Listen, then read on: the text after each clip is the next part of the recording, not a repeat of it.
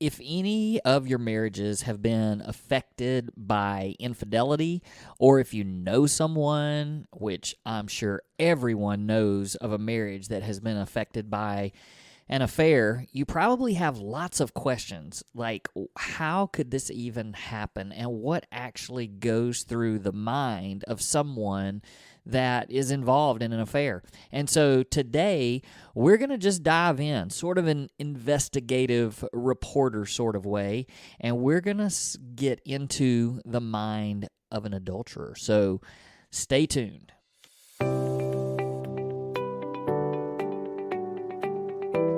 Hey everybody, welcome back to another episode of the Redeemed Marriage Podcast. This is Rusty and Heather Bryant.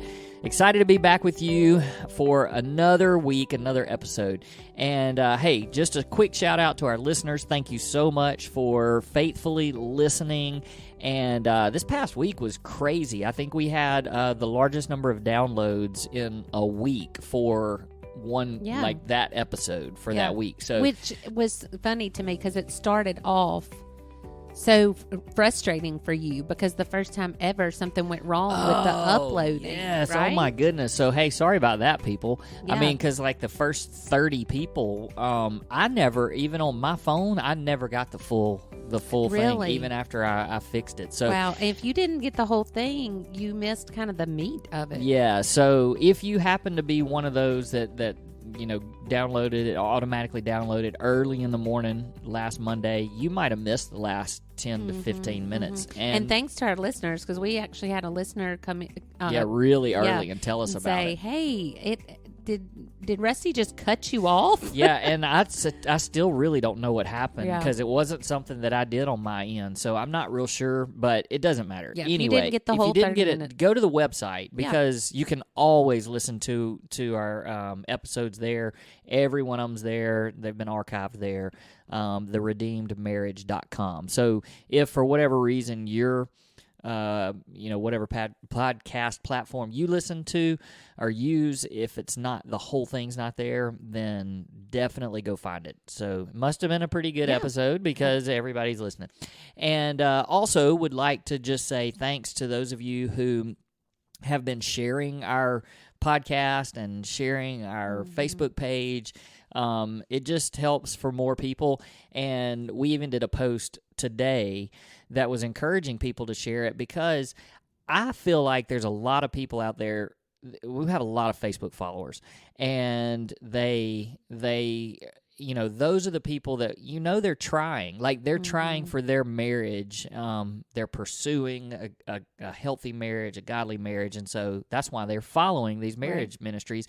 But so many people, I think, are scared to tell other people or share or, because then they think, well, there must be something wrong with their marriage. Right. Or this person shared it with me. Did they think something's wrong with mine? Yeah, exactly. So we tried to make it a little bit easy today on our a good way to share, and a lot of people have been doing that for us. So thank you very much. Absolutely. Because we want our. Can I tell what I went to this weekend?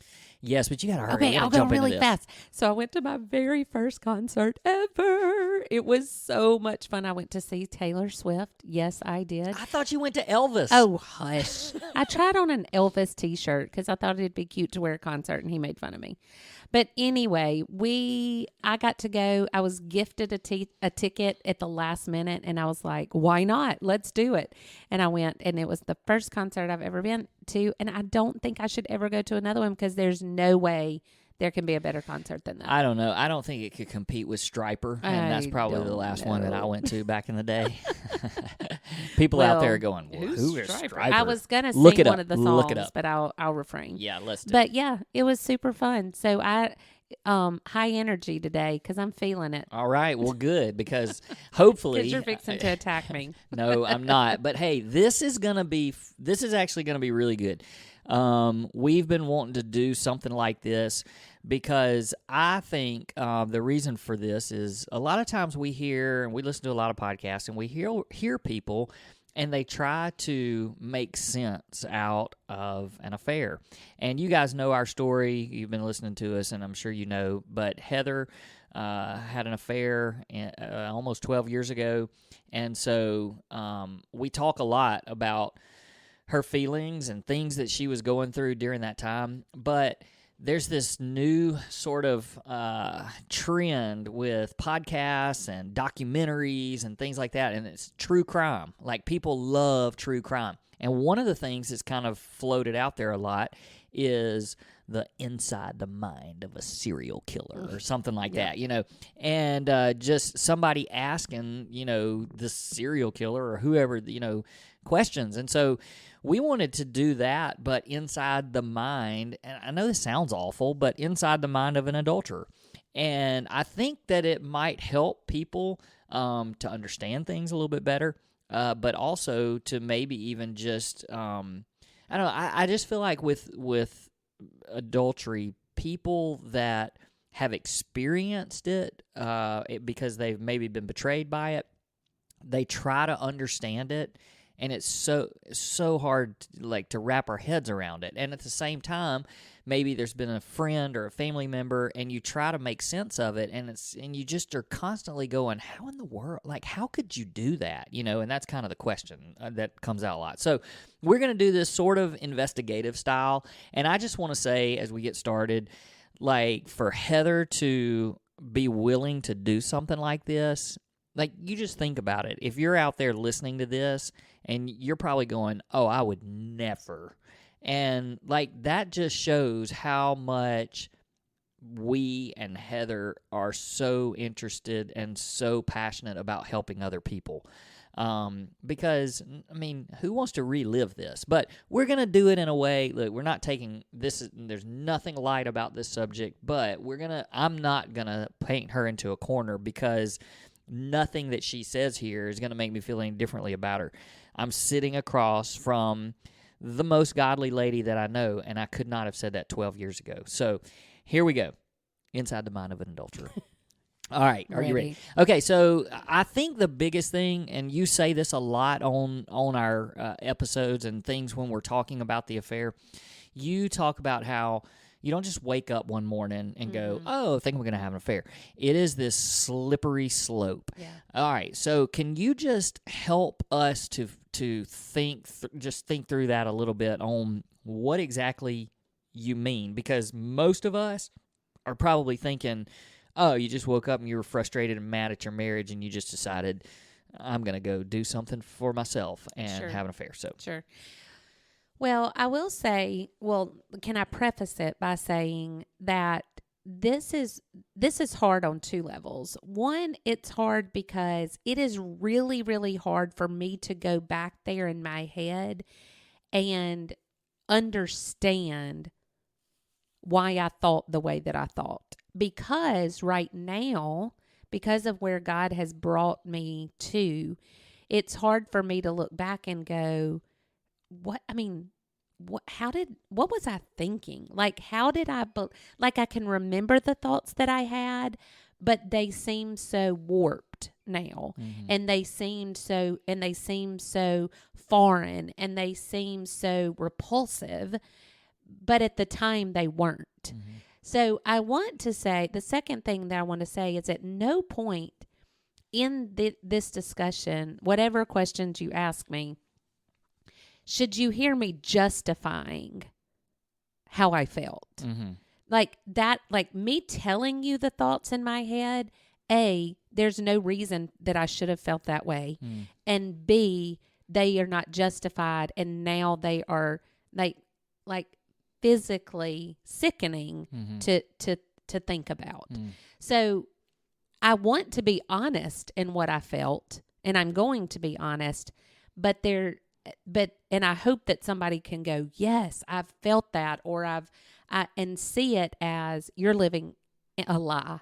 If you are saying this is right and this is how I feel and this is, so I just wanted to preface it by saying that, yes, it's hard. I feel like an idiot most of the time when I'm talking about it, but I know that there are people out there who have felt the same thing or have walked through the same thing with a spouse, and I just want to be able to shed light into that. That's good. Hey, can I stop you just for a second? Sure. Because I want you and I both to take a breath for a second, because I feel like I could really rush through this for the sake of time, Yeah. let's make this 2 parts. Okay. Because I have a lot of questions. Okay. And I don't want us to get to a point where we're just blowing through the last 3 or 4 questions. Okay. So Sure. we're just going to take a breath and say, hey, this can take as long as it needs to, because we'll do part 1 today and we'll pick it up. And then after that, we are actually going to do Inside the Mind of the Betrayed. Sure. So you'll be able to ask me questions. Yeah. Okay, and so we'll I have share. another week I can think about those questions. Yeah. Awesome. So, okay. All right, here So we go. So if we slippery get slope. through 2 or 3 of them, that's Okay. fine, and then we'll pick it up next week. Yeah, that's the best way that I know how to describe how I fell into an affair, or how I slid into the affair, is because I can 100% promise you that I never woke up and said, today I'm going to have an affair. I never even said, today it might happen. I just never dreamed that I would get there. Matter of fact, I looked at people who had an affair and thought, how could they do that to their spouse or their children before I ever had an affair? So not only did I think I would never have an affair, I judged people who did. Mm-hmm. And I may have said this before, I had to apologize to someone. I mean, like, after I had an affair and was caught and was forgiven and redeemed and restored, I had to go to that person and say, I was so judgmental of you. And I don't even know if she knew I was, but I had to say, I was so judgmental of you because I walked by you at church and thought, how could she ever do that? So it's not a premeditated thing. It was not for me. Now, I can't. Obviously, when I'm answering these questions, Sure. I can't You're speak only for in your everyone, head. but I can tell my story. And for me, it was never, ever premeditated. And today, I'm going to let that happen. Now, in that same breath, I will say that I did allow myself to think about what life would be like if I wasn't with you. Like, what if I was married to this person? Or what if I was married to that person? And it wasn't a sexual thing by any means. It was just, I wonder what life would be like with that person. And that is 100% opening the door for the enemy to take root in your mind. When you start wondering what it would be like to be married to somebody else, what car would you drive? Where would you live? What would you get? I mean, like, that is just a dangerous playground for the enemy to play in. So if you're even one of those people who you're thinking, I'm not happy in my marriage, or I wasn't even unhappy. My spot was, what I wonder what else is out there. Mm-hmm. And if you are thinking, if you're in a rut in your marriage, or if you're just kind of in a lull, or it's not an exciting time in your marriage, or even if you're frustrated in your marriage, if you allow yourself to think, what else is out there? Or I wonder what life would be like if I hadn't married him and I had married this person. You are inviting the enemy into your mind, and he's going to wreak havoc. It is the perfect picture of the enemy prowling. I mean, it says in Scripture that the enemy prowls like a lion, looking for someone to devour. And when you are allowing those thoughts to come into your mind, then you are inviting him in. And I think that was probably the furthest off thing that I can go back and see that was a red flag, that I wasn't protecting my heart. Like, that's the furthest back thing that I can remember. Do you think, was that something that maybe was taking root and you were thinking about even before the initial relationship with someone? Yes, 100%. So it was even before that, maybe even entertaining those thoughts about somebody that you did not have an affair with. Absolutely. Okay. Yeah. Like, those weren't even thought, like, I honestly did not even have those thoughts until like with that particular person, until I was already knee deep in the affair. These were thoughts I'm talking about probably years before.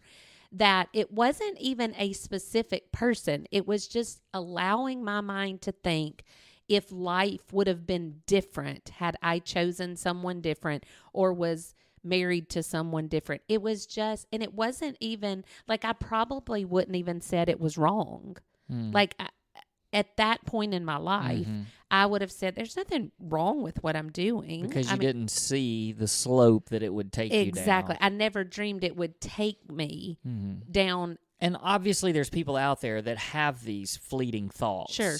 And well, let me address that because it's one of my favorite things to address. Is, guys, thoughts coming into your head are not the sin. I mean, we're human. A thought that comes into your head, it's what you do with it. It is, let me take that thought and I can either run with it, I can follow it down a path that leads to destruction and death, or I can take it captive. 2 Corinthians 10:3-5 talks to us about taking our thoughts that are not honoring to God, taking those thoughts captive and making them obedient to Christ. So you're taking the thought that comes into your head, even if it's the thought of, I wonder what life would have been like if I hadn't married my husband and I'd married that person. Okay? Well, that thought coming into your head, I mean, it's a thought, but you take it captive and you say, you know what? I'm not going to follow that down the path because I know that path is not honoring to Christ.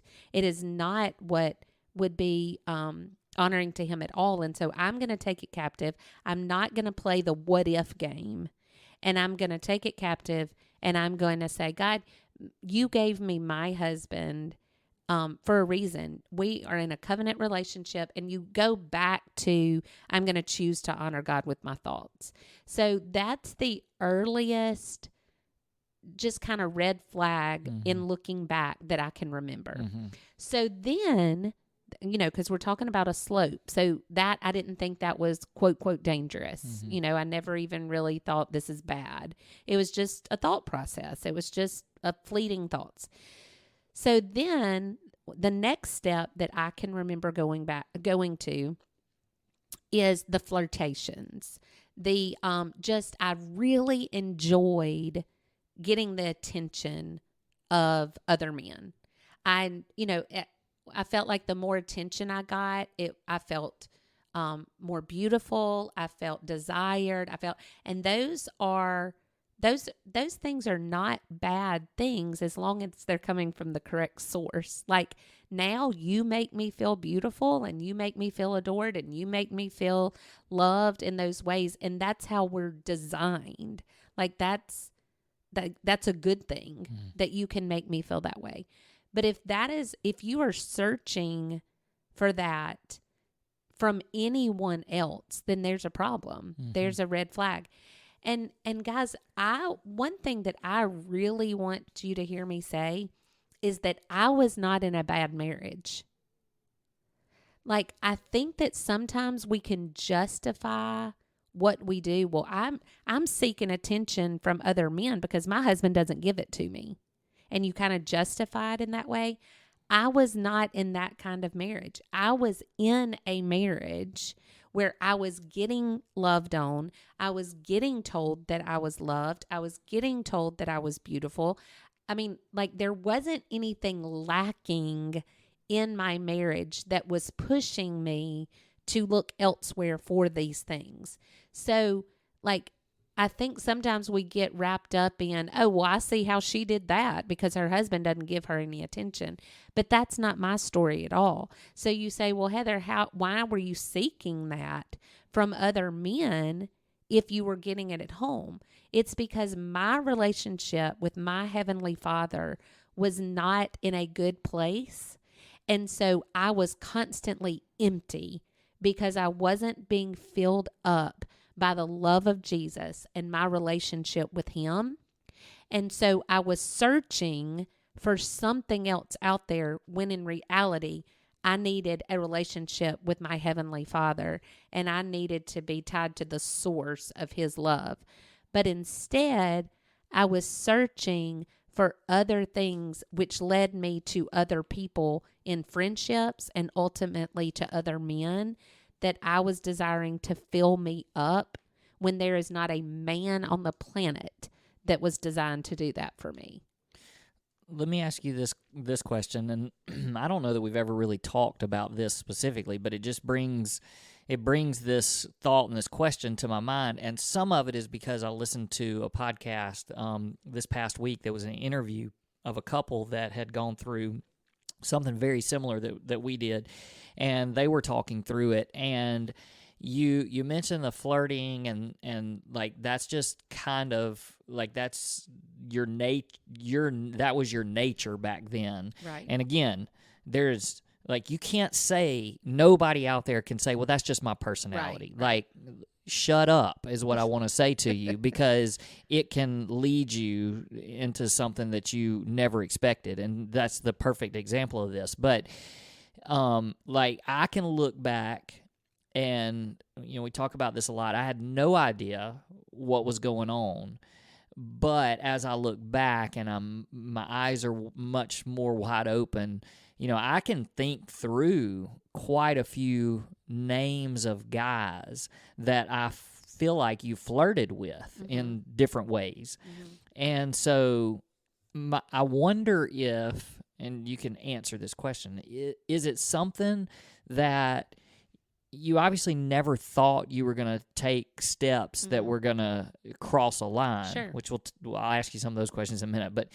But did you sometimes just sort of throw a flirt out to see which guy would actually respond to it in a way that you could go a little bit further with it? Not sometimes, every time. Because I could throw a flirt out there, and if it was reciprocated, then you continue doing it.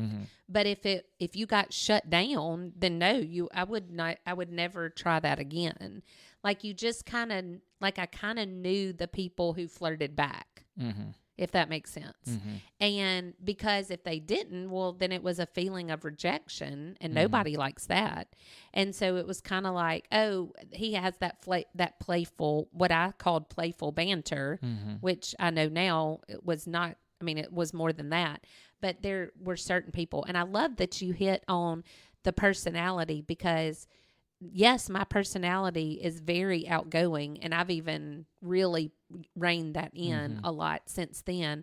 But you can't say that God created you that way. He may create you, and He created me with an outgoing personality, but that personality, the outgoing personality, is supposed to be used in order to bring honor and glory to Him. So my outgoing personality has many benefits that can further the kingdom if I focus them in the right direction. And so just saying that's how He made me so I can use it however I want to is I can't think of the word that I'm trying to say. Bull poo poo. Will that do? Bull poo poo. Bull poo poo. We'll go with bull poo poo. Because yes, He gave me an outgoing personality, but it's one that is supposed to be used correctly and in order to draw people to Him and bring people to Him. So yes, I definitely can remember times that I would flirt, hoping just to receive something back. And what happens is that fuels that need. And so then you continue to do it because it's kind of like, I can remember one of our counselors saying it's kind of like a drug, like a hit. It's like, yeah, I got flirted back with, and I was made to feel special in that. So I wanted to do it again and then do it again. And that's where the slippery slope starts, because, or continues to be slippery as you go further and further. Sin takes you further than you ever intended to go, and costs you more than you knew that it would cost you. And so with that slippery slope, there was flirtations, and I received them back. So then it was more, and then it was more, and then it was more. And then also things that I look at now and going, that was not okay. But in the moment, you think it's okay because nobody knows about it. For example, text messages. just flirting through text messages or things that you literally never think anyone will know. Sending pictures, and I'm not talking about gross pictures, but just, flirtatious pictures or, things like that, just back and forth that you in the moment think there's really, this is innocent, it's an innocent thing. And I can look back and I have to make myself remember how I was feeling because again, it's easy to go, how did I do that? But I did. So in order to help other people see that it's a lie, you have to be able to call it what it was. Yeah. And that's what it was. I could literally think, this is innocent. It's not going anywhere. It's just for fun. It makes things exciting, all of those things. But I still, at that point, never thought that it would lead to anything else. It was just, quote, quote, innocent flirting. Part of the reason why I brought that up is because I do think that there's people that are listening to us and they've never felt in their marriage that this was an issue or will be an issue, that sort of thing. And one of the things that I do want to just make people cautious about is that you may be on the receiving end of something that you don't even realize is a little bit of a bait, that somebody's baiting you to see if you're going to engage with them. That's good. And I do think that happens probably more than we think. And so I just want to tell everybody to just be on guard, have your radar on big time. And if you get a text or, it could be through social media or, whatever, all these methods that you think are secretive or nobody's going to see. And you may gaming apps, any of that. Yeah, and you may get a you might get a text from somebody that it doesn't even cross your mind. But when you respond, if it gives an inch to that person, that's right, then it could begin to go further. And that's why we say, the extreme boundaries are you stay away from communication with members of the opposite sex, period. Right. On any type of, it's okay to have friends of the opposite sex. We like that, that's a topic for another time. But as far as communicating with them, your marriage is worth the extreme boundaries. That's right. And so whether that's through text or phone calls or instant message, Facebook apps, any of that, there just it just shouldn't happen. That's right. And again, there's business and how we've talked about that a lot. We've talked about boundaries, and that's not this topic.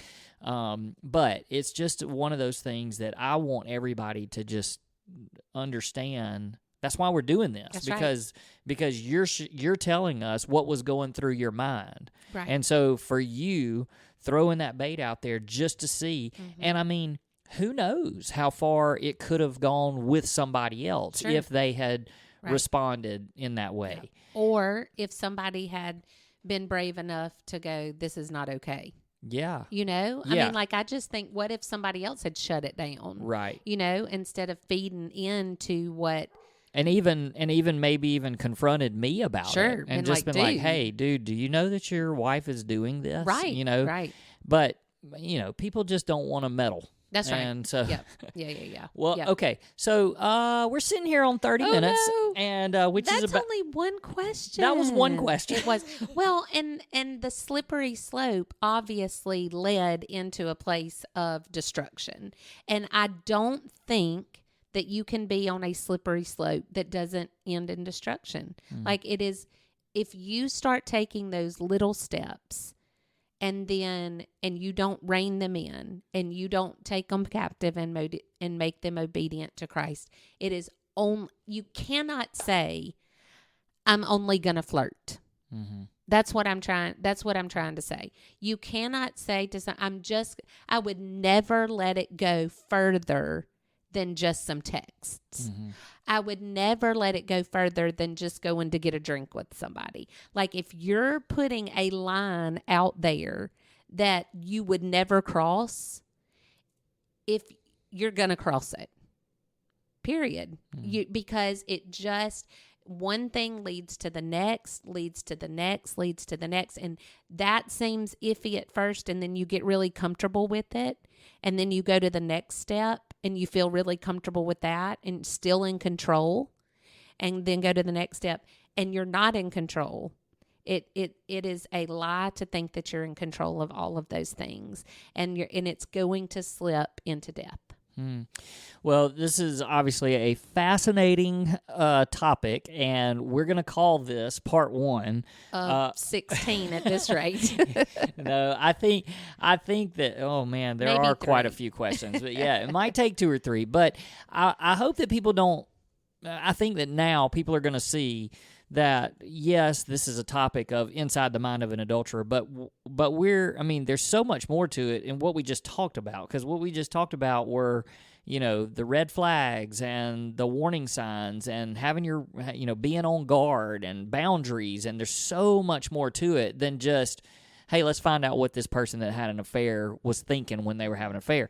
This is a message for everybody. Absolutely. And I guarantee that there are people out there that as they're listening to this, there's a check in their spirit about stuff that has happened or is happening.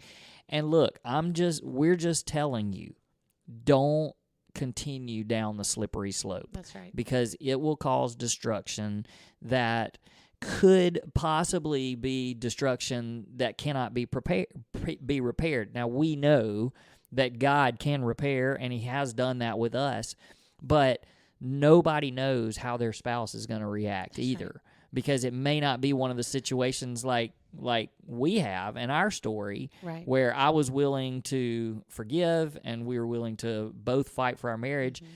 You actually completely repented, 180-degree turn, and so those things can happen, and that's the hope that we we bring. But don't roll the dice. Stop it before. Don't roll the dice. Right. I mean, yeah. So, instead, listen to these podcasts and go, I want what they have without going through what they went through. Absolutely. And I would go back and change that every single time. Absolutely. If I could. All right. Hey, we're going to wrap it up because too many more questions, so we're going to pick this back up next week. Thank you, Heather, for being vulnerable and just for sharing with our listeners. And thank you guys for listening. If you've got questions throughout the week or you want to reach out to us, if you want to reach out to Heather and ask her something specific, you can message us on Facebook. We read those together. We do. So just so you know, that's not something where you can get in touch with just Heather or just me. But through our Facebook page, you can communicate with us, and we'll respond appropriately. And if it's a direct question for one of us and you're a member of the opposite sex, we'll do that together. Absolutely. And we do it all the time. So make sure that you feel comfortable doing that. So, hey, thanks for listening. We'll see you guys next week.